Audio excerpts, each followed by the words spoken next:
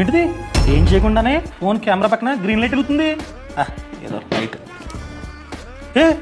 Red light వెలుగుతుంది. ఇప్పుడేమో orange లైటా? నేను ఏం చెప్పలేదు కదా, ఏదో తేడాగా ఉంది. కౌశిక్ అడుగుతా. కౌశిక్ చెప్పు.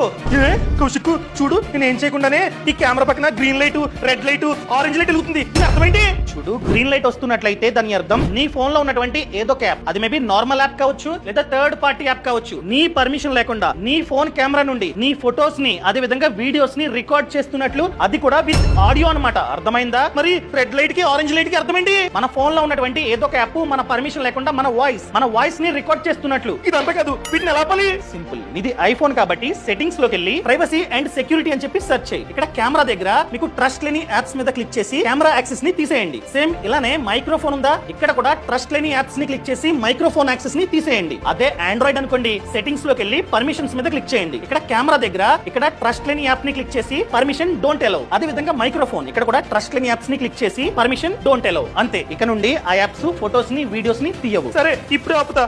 Thank you Kaushik. ఈ సమాచారాన్ని ప్రతి ఒక్కరికి షేర్ చేయండి.